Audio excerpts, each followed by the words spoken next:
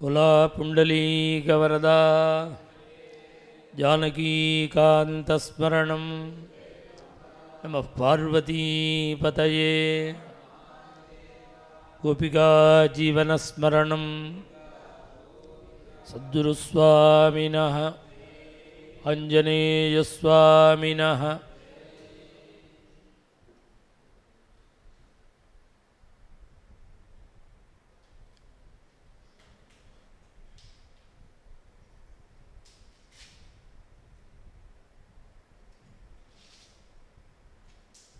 ध्येयं सदा परिभवघ्नम् अभीष्टदोहं तीर्थास्पदं शिवविरिञ्चिनुतं शरण्यं भृत्यार्तिहं प्रणतपालभवाब्धिपोतं वन्दे महापुरुषते चरणारविन्दम्.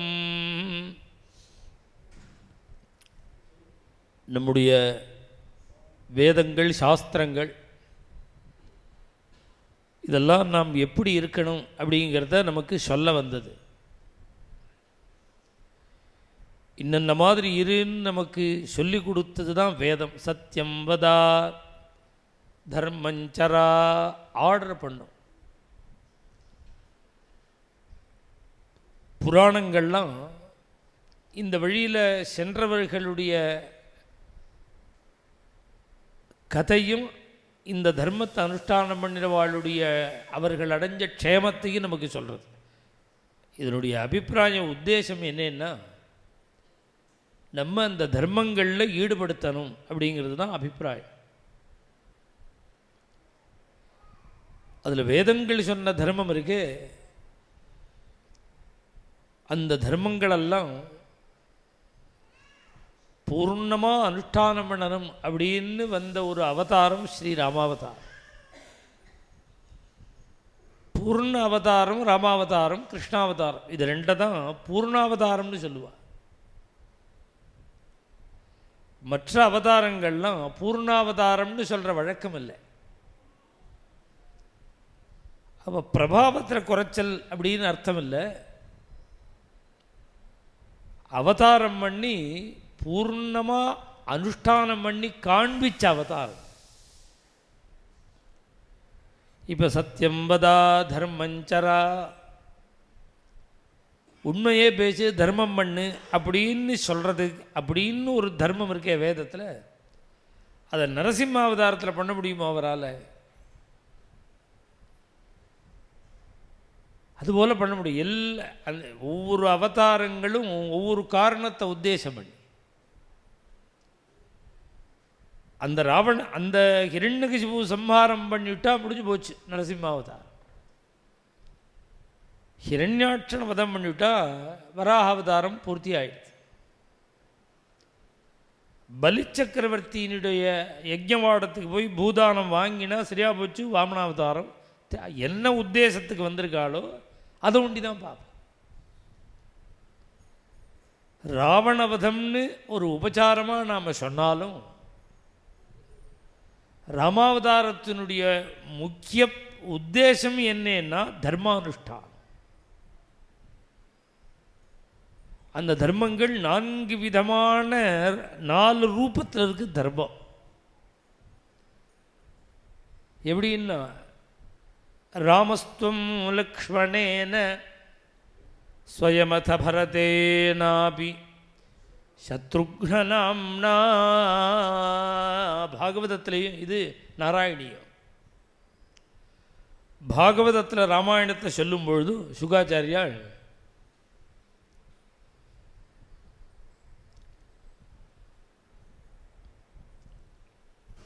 நரஸ்ருதம் ஹி வர்ணிதம் பூரி ராமலக்ஷ்மண பரத சத்ருக்னா இதி சம்ஞயா.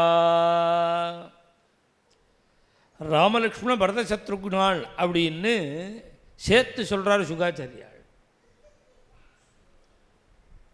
சாக்ஷாத் விஷ்ணோ சதுர்பாகா அப்படின்னு ராமாயணத்திலையும் 4 பேரையும் பெருமாளாக சொல்கிறது, 4 பெருமாளாக சொல்கிறது. ஒரு காரியத்தை பண்ணுறதுக்கு 4 பேராக அவதரிக்க வேண்டிய அவசியம், ஒரு காரியத்தை செய்யறதுக்கு 4 பேர் பிறக்க வேண்டிய அவசியம் இல்லையே. 4 அவதாரத்துக்கு 4 காரியம். சுவாமி ராமருக்கு தனி காரியம், லக்ஷ்மண சுவாமிக்கு தனி காரியம், பரதாழ்வாருக்கு தனி காரியம், சத்ருகுணனுக்கு தனி காரியம். அவதார காரியமே வேற. ராமருக்கு என்ன காரியம் அப்படின்னா தர்மானுஷ்டானம் காரியம். மாதృவாக்கிய பரிபாலனம், பித்ருவாக்கிய பரிபாலனம். சரணாகதி பண்ணினா சத்ரு பண்ணினா கூட அவனுக்கு அனுகிரகம் பண்ணுறது. ஒரு குடும்பத்தில் ஒரு தலைவன் எப்படி இருக்கணுமோ அப்படி குடும்ப தர்மத்தை செய்கிறது. ரிஷிகள்கிட்டெல்லாம் அவர்களுடைய ஆசிரமத்துக்கு போய் அவர்களை சேவித்து அவர்களுடைய கிருபைக்கு பாத்திரமாறுது. வினயம். இதுபோல் ஒரு தர்மம் இருக்கே, லோக தர்மம், சாமானிய தர்மம். இந்த தர்மங்களை முழுக்க பண்ண வந்தது ராமாவதாரம். கிருஷ்ணாவதாரங்கிறது இந்த அதே லக்ஷ்மண சுவாமி எதுக்கு அவதாரம் பண்ணினார்னா சாமானிய தர்மம் இல்லை, விசேஷ தர்மம். சாமானிய தர்மம் விசேஷ தர்மம்னு 2. விசேஷ தர்மம்னு ஒன்று வந்து கொடுத்தனாலே சாமானிய தர்மத்தை விட்டுடலாம். அப்போ அதுதான் நிற்கும் பலியஸ். விசேஷ தர்மம் அப்பாவை தெய்வமாக நினைக்கணும், அம்மாவை தெய்வமாக நினைக்கணுங்கிறது சாமானிய தர்மம். அகந்தாவன் மகாராஜ பித்ருத்வம் நோபலக்ஷயே. லக்ஷ்மண சுவாமி அந்த கிழவனை நான் அப்பாவாக நினைக்கலேங்கிறார். அந்த ராஜாவை நான் அப்பாவாகவே நினைக்கலேங்கிறார். இதே ராமர் அப்பா அப்பா அப்பா அப்பான்னு உருகிறார். லக்ஷ்மண சுவாமி நான் அவர் அப்பாவே நினைக்கல அப்படிங்கிறார். ஏன் அப்பாவா நினைக்கல அப்படின்னா அவருக்கு உத்தேசம் விசேஷ தர்மம். என்ன விசேஷ தர்மம் அப்படின்னா ராமர் தான் அவருக்கு எல்லாம். அவருக்கு முக்கியம் ராமர். ராமருக்கு சேவை தான். அகம் சர்வம் கரிஷ்யாமி ஜாகிரத ஸ்வபதச்சதே. காட்டுக்கு கிளம்பும்போது சொல்கிறார், நீங்கள் காட்டுக்கு கிளம்பி நீங்கள் வர்றது தெரிஞ்சால் எல்லா ரிஷிகளும் போட்டி போடுவா உங்களுக்கு சேவை பண்ணணும்னு. நீங்கள் எல்லாருக்கும் டைம் கொடுத்துடக்கூடாது. 2 நேரம் எனக்கு கொடுங்கோ, பாக்கி யாருக்கு வேணாலும் கொடுங்கோ. வரும்பொழுதே கண்டிஷன்லாம் டேர்ம்ஸ் எல்லாம் பேசுகிறியே, இந்த 2 டைம் என்னன்னார் ராமர். ஜாகிரத ஸ்வபதச்சதே. நீங்கள் முழிச்சுருக்கும்போதும் தூங்கும்போதும் சிஸ்ரூஷை பண்ண வேண்டியது என்னோட பொறுப்பு. பாக்கி நேரம் இருந்தால் யாருக்கு வேணாலும் கொடுப்போம். எல்லோரும் கிளம்பும்போது சொல்லுவான், நான் அதை பண்ணுறேன் இதை பண்ணுறேன், நான் வந்தால் நீங்கள் கவலையே பட வேண்டாம்னு சொல்லுவான். ஆனால் சொன்னபடி செய்வணும்னா 14 வருஷமும் செஞ்சாங்கிறதுக்கு யார் சர்டிஃபிகேட் கொடுக்கணும்? சீதாதேவி கொடுக்குறா சர்டிஃபிகேட். அப்படி ஒரு சிஸ்ரூஷை பண்ணியிருக்கார் லக்ஷ்மணன்னு ஆஞ்சநேய சுவாமிகிட்ட சுந்தரகாண்டத்தில் சீதை சொல்கிறார். இப்போ லக்ஷ்மண சுவாமிக்கு விசேஷ தர்மம், சாமானிய தர்மம்னு ஒன்று, விசேஷ தர்மம்னு ஒன்று. சாதாரணமாக சொல்லணும்னா இப்படி அர்ச்சகாலெலாம் இருக்கா. சாயங்கால புறப்பாடு நேரம் சந்தியாகாலம். அப்போ சந்தியாவந்தனம் பண்ணி ஆகணும். பாதியில் பெருமாள் நிற்க வச்சுட்டு சந்தியாவந்தனம் பண்ண போக முடியுமோ? அப்போ அவளுக்கு விசேஷ தர்மம் என்னன்னா பெருமாளோடு இருக்கிறது தான் விசேஷம். ஏன்னா நீ எப்படி இருந்தாலும் பிராயச்சித்த அறிக்கை விடத்தான் போகிறேன். ஒன்றால் ரிஷிகள் சொன்ன நேரத்துக்கு சந்தியாவந்தனம் பண்ணவே முடியாது. எப்படியும் அது சம்பவிக்க தான் போகிறது. இப்போ இங்கே முக்கியம் என்னன்னா பகவான் தான் முக்கியம். அவரை ஒரு ஸ்திதியில் ஒரு இடத்துல இறக்கி ஒரு இடத்துல அவளை ஏழை பண்ணிவிட்டு அப்புறம் வேணால் அனுஷ்டானத்தை பண்ண முடியுமே தவிர பெருமாளோடையே இருக்கும்பொழுது இது பாகவதத்தில் நிறையா அதை சொல்கிறார். என்ன சொல்கிற? மத்கிருத்தே தியக்த கர்மாணா தியக்த ஸ்வஜனபா. எனக்காக எல்லா கர்மாவையும். இப்போ கர்மான்னா இப்போ வித்தியாசமாக சொல்ல வேண்டியிருக்கு, புரியல மாதிரி. ஆஃபீஸ் போக மாட்டேங்கிறார், ஒழுங்காக வீட்டை கவனிச்சிக்க மாட்டேங்கிறாரு, இதெல்லாம் கர்மாவில் சேர்க்குறோம். ஆனால் சாஸ்திர ரீதியாக கர்மான்னா என்னன்னா இது இல்லை, ஸ்ரௌதஸ்மார்த்த கர்மாவுக்கு தான் கர்மான்னு பேர். இதெல்லாம் லௌகிகம். வேதோக்தமான யாக யஜ்ஞாதிகள் அல்லது ரிஷிகள் சொன்ன ஸ்மார்த்த கர்மாக்கள், இந்த ரெண்டுக்கு தான் கர்மான்னு பேர். சுவாமி கபிலோபதேசத்தை சொல்கிறார், எனக்காக கர்மாக்களையே விட்டவர்கள் என்னுடைய பக்தாள் அப்படின்னு சொல்கிறாருன்னா, ஸ்ருதி ஸ்மிருதிர் மமைவாக்யா எஸ்தாமுல்லங்கிய ஆக்ஞாச்சேதி மமத்ரோஹி மத்பக்தோபி நவைஷ்ணவா. இது பகவானுடைய வாக்கு. ஸ்ருதியும் ஸ்மிருதியும் வேதமான ஸ்ருதியும் ரிஷிகள் சொன்ன ஸ்மிருதியும் என்னுடைய உத்தரவு. இதை யார் இதை செய்யலையோ, சரிவர நடத்தலையோ, என்னுடைய உத்தரவை யார் மீறாலோ, யார் ஸ்ரௌதஸ்மார்த்த தர்மங்களை பண்ணலையோ அவர்கள் ஆக்ஞாச்சேதி மம துரோகி, எனக்கு துரோகிங்கிற. ஒரு கால் வைஷ்ணவனாயிருந்து என் பக்தனாயிருந்தாலும் மத்பக்தோபி ந வைஷ்ணவா. இது பகவானுடைய வாக்கு. இப்போ நான் முன்னாடி ஒன்று சொன்னேனே, மத்கிருதே தியக்த கர்மாணா தியக்த ஸ்வஜனபாந்தவா, இதுவும் பகவானுடைய வாக்கு. எனக்காக எல்லாத்தையும் விட்டுடுவான்னு சொன்னதும் பகவானுடைய வாக்கு. இப்போ நாம் எதை ஏற்றுக்கிறதுன்னா, நீ எதுக்கு அதிகாரியோ அதை ஏற்றுக்கணும்.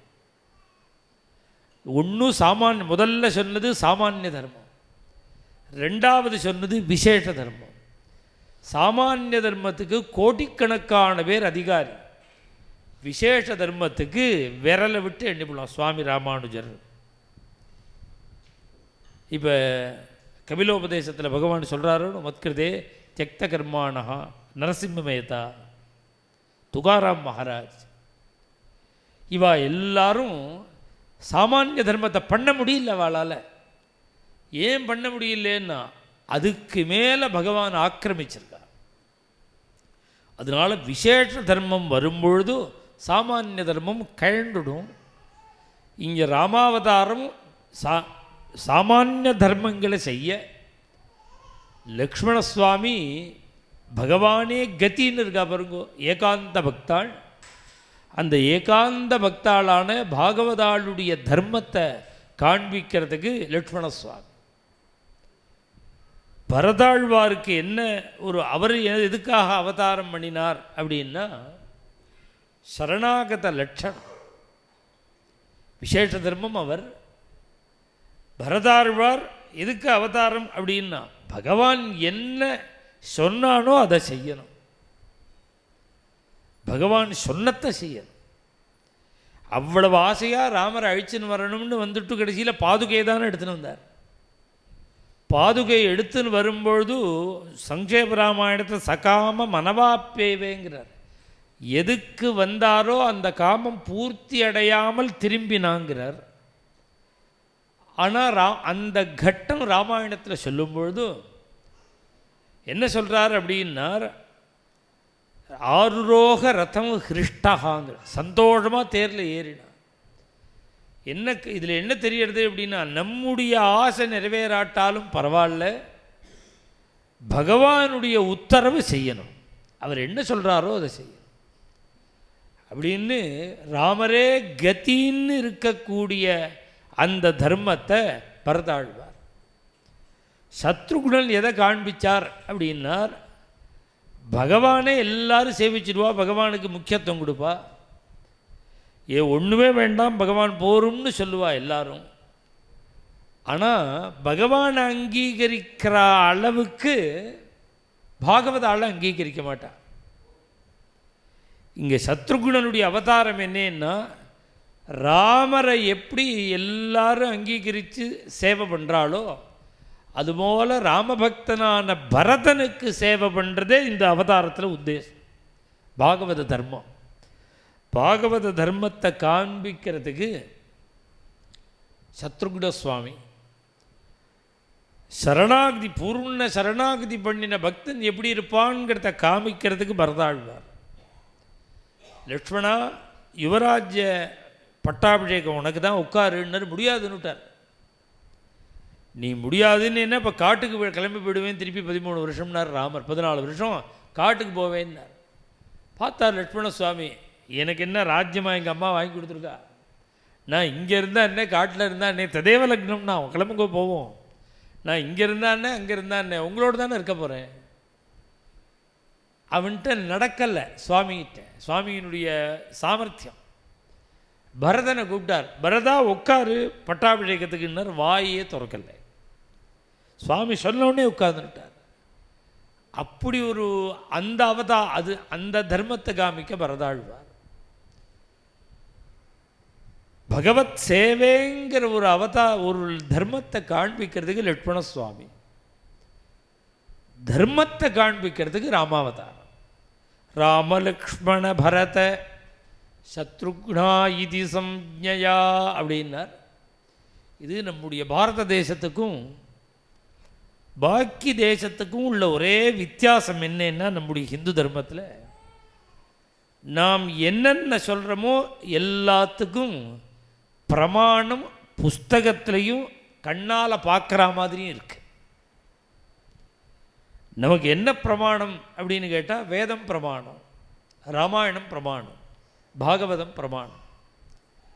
பாகவதம் பிரமாணம், கிருஷ்ணாவதாரம் பிரமாணம். கிருஷ்ணம் வந்தே ஜெகத்குருன்னு என்னடா உபதேசம் பண்ணார் கிருஷ்ணன்னா பகவத்கீதை.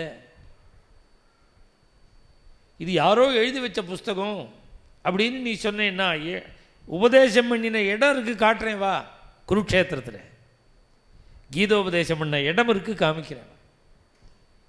இல்லை கிருஷ்ணன் ஒருத்தரையே கற்பனையோன்னா, இல்லை பிறந்த இடம் காமிக்கிறேன் வா, மதுராவில் இருக்கு, ஜென்மஸ்தானில் அவதரித்த இடம்.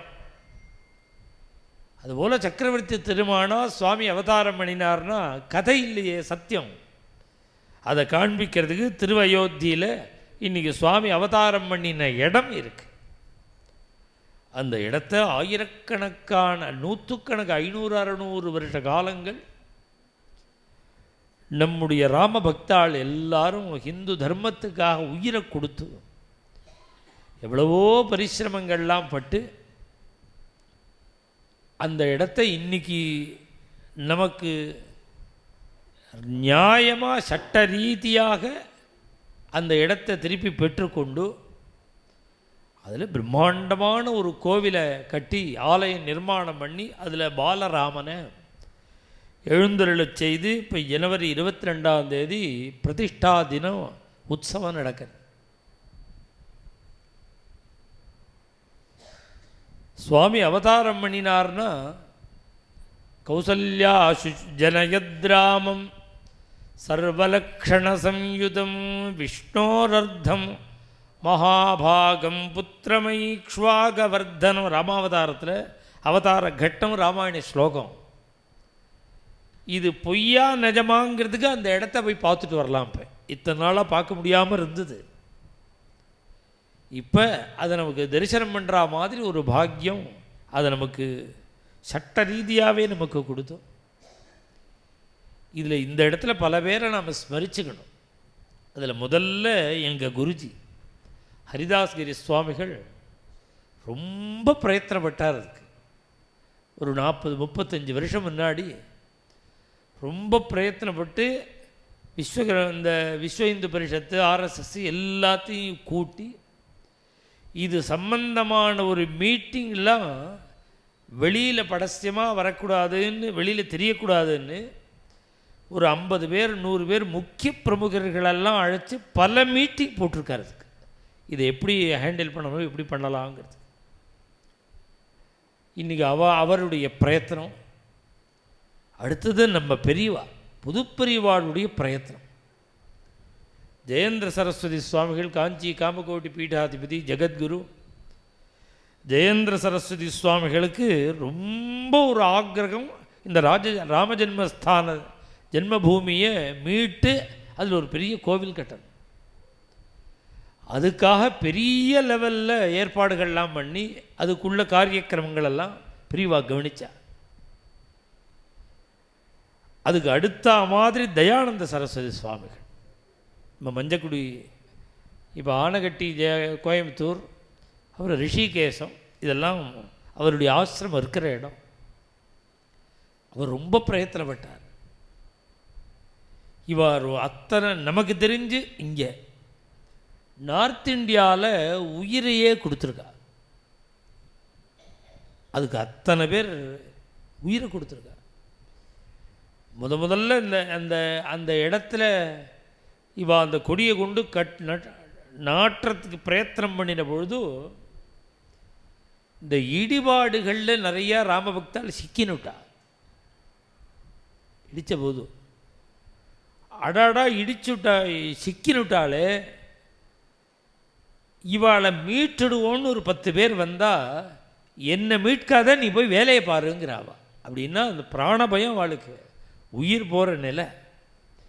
நீ என்னை பார்க்காத, நீ போய் கோவிலை பாரு அப்படின்னு சொல்லணும்னா அவள் உயிரை துச்சமாக நினச்சி ராமசேவையில் ஈடுபட்டு ஆயிரக்கணக்கான பேர் ஈடுபட்டத்தினுடைய ஒரு பலன் இன்றைக்கி நம்ம தேசத்தில் நாம் தலை நிமிர்ந்து நிற்கும்படியாக இப்படி ராமஜென்மஸ்தானில் ஜென்மபூமியில் அந்த கோவில் நிர்மாணம் ஆகி இப்போ ஜனவரி 22 பிரதிஷ்டா தினம்.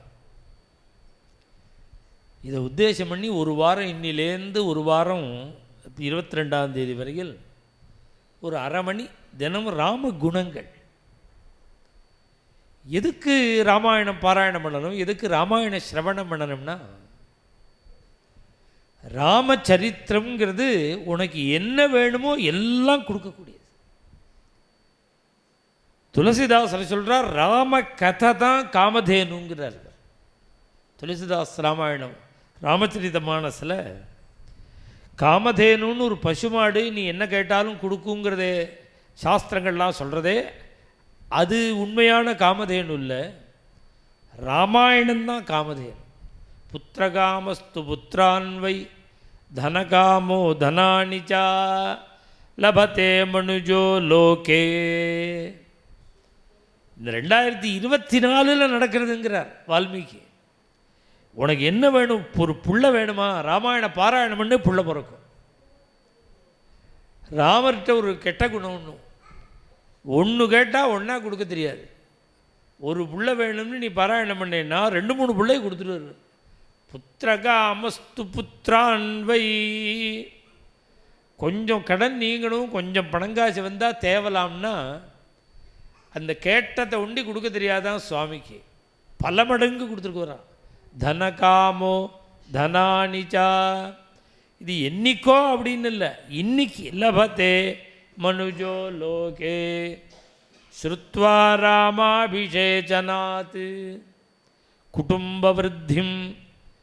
இதெல்லாம் நம்பி கதை கேட்ட காலம் அந்த காலம். இன்றைக்கி 2 மணி நேரம் சொற்பொழிவு மாதிரி போகிறது ராமாயணம். ராமாயணம் 2 மணி நேரம் என்ன ப்ரோக்ராமாக போயிடுது. முன்ன அப்படி இல்லை. குழந்தை பிறக்கணும்னா ராமாயணம் கேட்பா, குழந்தை பிறக்கும். கல்யாணம் ஆகணும்னா சீதா கல்யாண கட்டம் பாராயணம் பண்ணுவா, சீதா கல்யாணம் சொல்லி கேட்பா, அந்த குழந்தைக்கு கல்யாணம் ஆகிடும். அது மாதிரி நம்பினா காரிய சித்தி ஏற்படணும்னா சுந்தரகாண்ட பாராயணம் பண்ண சொல்கிறது, சுந்தரகாண்ட பிரவச்சனம் பண்ண சொல்கிறது, சிரவணம் பண்ணுறது. அப்படி பண்ணினா காரிய சித்தி ஏற்படும். இது மாதிரி பூர்ண விஸ்வாசத்தோடு பண்ணின காலமானதுனால உங்களுக்கு ராமாயணம் 1 மணி நேரம் சிரவணம் பண்ணினா என்னென்ன வேணுமோ எல்லாம் கிடைக்கும். அப்படி இதம் பவித்ரம் பாப. இத்தனைக்கு காரணம் என்னன்னா அதில் உள்ள தர்மங்களும் ராமனுடைய குணங்களும். ராமர் பிரகாசிச்சார்னா எப்படி பிரகாசிச்சார்னார் வால்மீகி. நிறையா மேக்கப்லாம் போட்டுண்டார், அழகாக ட்ரெஸ் எல்லாம் பண்ணிட்டார். அதனால என்ன பிரகாசிச்சாரோ ராமன்னார். குணைகி விருருச்சே ராமா. குணங்கள்னால் பிரகாசிச்சார். ஒரு மனுஷனுக்கு வாஸ்தவமான ஒரு கியாதியையும் வாஸ்தவமான ஒரு புகழையும் தரக்கூடியது எது தெரியுமோ, ரெஸ்பெக்டையும் தரக்கூடியது புகழ் தான். இப்போ அவனுடைய குணம்தான். பாக்கி பணங்காசால் வரது முழுக்க அதெல்லாம் போச்சுன்னா போயிடும். குணம் இருக்குது பாருங்க. அந்த குணம் பகவானுடைய கிருபையில் நமக்கு மாறாமல் இருக்கணும். அந்த குணத்தினால தான் ஒரு மனுஷனுக்கு உயர்வு. இப்போ ராமரை நமக்கு பிடிச்சிருக்குன்னா ஏன் பிடிச்சிருக்குன்னா, சபரி வீட்டுக்கு போய் யாராவது சாப்பிடுவாளா? குகனை கட்டிப்பாளா? ஒரு குரங்கிட்ட போய் ஃப்ரெண்ட்ஷிப் போய் பாராட்டுறார், இவர் கையை கொடுத்து கையை குலுக்கிறார். இது மாதிரி நம்ம ஸ்டேட்டஸ் என்ன, இவன் ஸ்டேட்டஸ் என்னன்னு பார்க்காமல் அவ்வளவு பிரேமையோட கூட எல்லாரோடையும் மிங்கிளார். இதான் ராமகுணம். அதனால தான் நமக்கு பிடிச்சிருக்கு.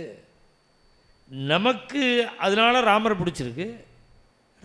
நமக்கு ராமரை பிடிச்சா உண்டி போகிறோமோ, ராமருக்கு நம்மளை பிடிக்கணும். அவருக்குன்னா நம்ம பிடிக்கணும். எனக்கு பிரைம் மினிஸ்டர் தெரியும்னு நான் சொல்லலாம், நீங்கள் சொல்லலாம். நான் சொல்லலாம் நரேந்திர மோடி எனக்கு தெரியும்னு சொல்லலாம், நீங்களும் எனக்கும் தெரியும்னு சொல்லலாம். நாம் லட்சம் பேர் சொல்லி என்ன பிரயோஜனம்? அவர்னா சொல்லணும், இவருக்கு கோவிந்தபுரத்தில் இருக்காரே அவரை எனக்கு தெரியும், சேங்காலிபுரத்தில் இருக்காரே அவரை எனக்கு தெரியும்னு அவர்னா சொல்லணும். அதுபோல் ராமர், நமக்கு ராமரை பிடிக்கிறது விஷயம் இல்லை, ராமருக்கு நம்மளை பிடிக்கணும்.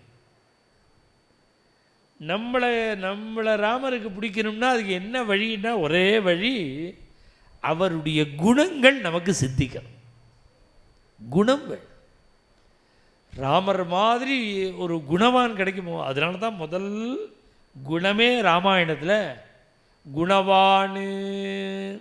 முதல் 16 விஷயம் கேட்குறாரோன்னு, 16 குணம், அதில் முதலே குணம்தான் சொல்கிறேன். குணவான், பேர்பட்ட குணவான். அதனால தான் எல்லா கவிகளும் போட்டி போட்டுன்னு வர்ணிச்சிருக்கா. ராமகுணத்தை போட்டி போட்டுன்னு வர்ணிச்சிருக்கா. அப்பேற்பட்ட குணபூர்ணன் சுவாமி. நமக்கு அந்த கல்யாண குணங்கள்லாம் சிரவணம் பண்ண பண்ண பண்ண பண்ண பண்ண நமக்கு ஆட்டோமேட்டிக்காக வந்துடும். பொய்யே சொல்லக்கூடாது அப்படின்னு இருந்தால், இப்போ ஹரிச்சந்திர சரித்திரம் கேட்டாலும் பொய் சொல்லக்கூடாதுங்கிற எண்ணம் வரும், ராமாயணம் கேட்டாலும் பொய் சொல்லக்கூடாதுங்கிற எண்ணம் வரும். ஆனால் வித்தியாசம் உண்டு ரெண்டுக்கும். என்ன வித்தியாசம்னா, இப்போ பிரவச்சனம் பண்ணும்பொழுது சில பேருக்கு கண்களில் தாரதாரியாக கண்ணீர் வந்துடும்.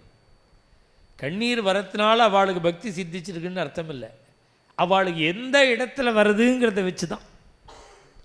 நாம் என்ன விஷயம் சொல்லும்பொழுது கண்களில் கண்ணீர் வருது.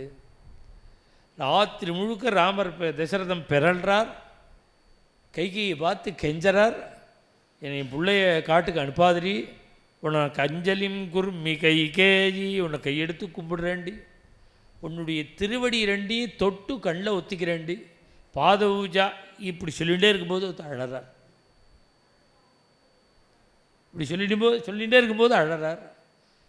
அவருக்கு ஏன் அழுக வந்ததுன்னு தனியாக கூப்பிட்டு கேட்டால் சொல்கிறார், எங்கள் ஆத்து மாமி ஞாபகம் வந்துருத்துங்கிறார்.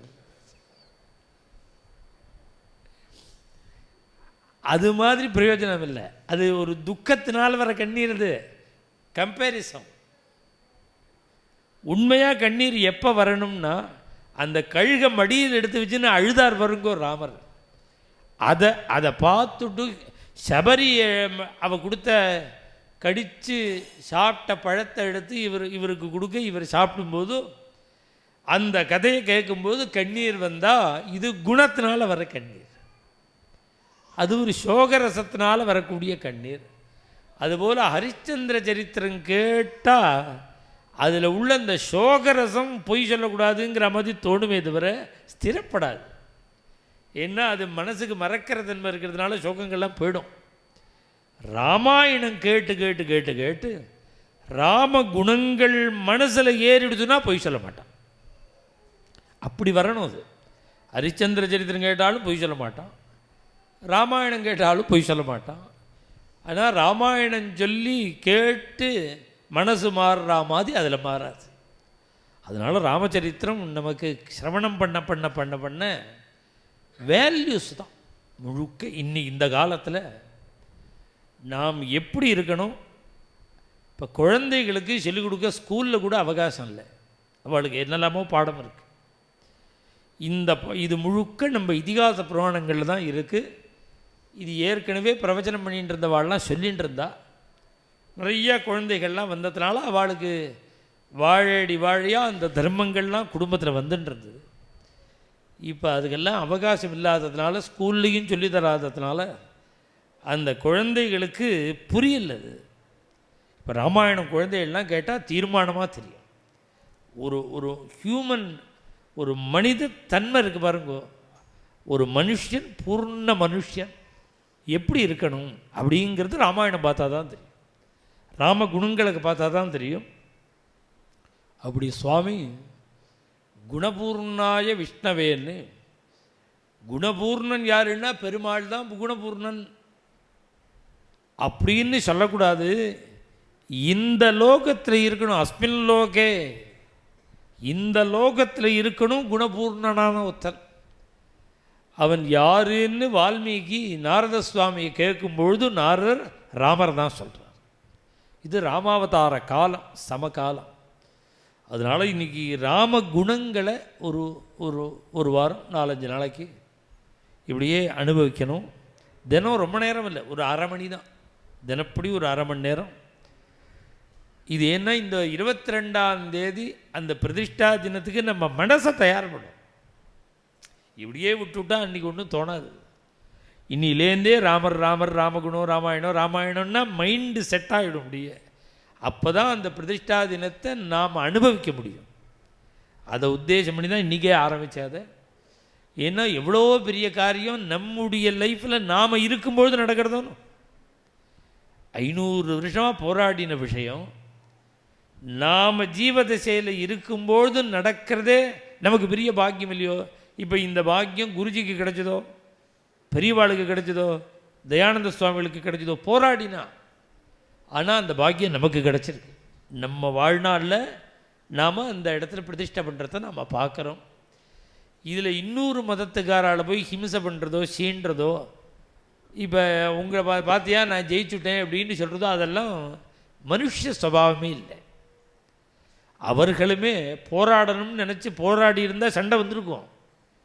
ஓரளவு தார்மீகமாக அவளுமே இதை அங்கீகரித்ததுனால தான் நம்மளால் இதை காரியத்தை பண்ண முடியுது. இல்லை என்ன தான் சுப்ரீம் கோர்ட்டில் ஜட்ஜ்மெண்ட் வந்தாலும் இது எங்களுக்கும் சொந்த உண்டுன்னு பாரத தேசத்தில் உள்ள அத்தனை முஸ்லீம்களும் சண்டை போட்டால் என்ன பண்ணுவேன், போராட்டம்னா என்ன பண்ண முடியும்? அது மாதிரி பண்ணாமல் இந்த சட்டத்தை அங்கீகரித்து இந்த கோர்ட்டோட உத்தரவை ஜட்ஜ்மெண்ட்டுக்கு ரெஸ்பெக்ட் கொடுத்து எந்த விதமான ஒரு போராட்டமும் பண்ணாமல் அந்த ஜனங்கள் விட்டு கொடுக்கும்பொழுது நாம் பார்த்தேலாம் நான் ஜெயிச்சுட்டோன்னு வால் போஸ்டரை ஒட்டினா சீன்ற மாதிரி இருக்கு.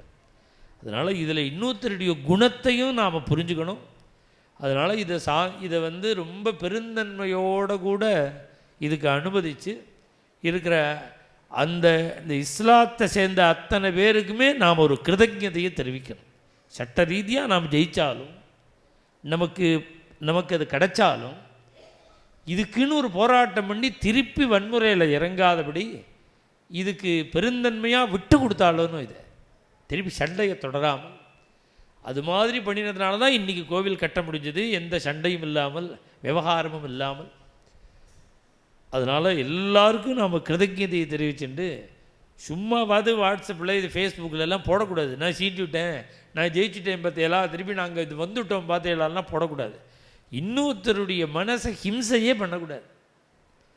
நீ வந்துவிட்டேங்கிறது தான் ஜெகத்துக்கே தெரியுது. அப்புறம் நீ இன்னும் வாட்ஸ்அப்பில் வேறு ஏன் போடுற? தான் எல்லாருக்கும் வந்தாச்சு, கோவில் கட்டியாச்சு, நான் ஜெயிச்சுட்டேன் பார்த்தியான்னு இப்படிலாம் பண்ணக்கூடாது. இது மனுஷ சுபாவம் இல்லை. ஏற்கனவே ஃபீல் பண்ணிகிட்டு இருக்கிற வாழை இன்னும் தூண்டி விடுற மாதிரிலாம் பண்ணாமல்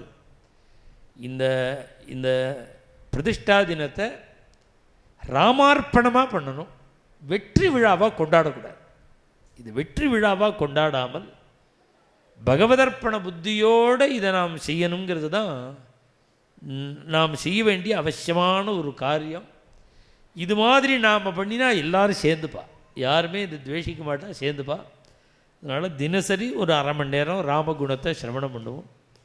ஜானகீகாந்த ஸ்மரணம் சத்குருஸ்வாமினஹ பண்டரிநாத் மகாராஜ்கி ஆஞ்சநேயமூர்த்திகி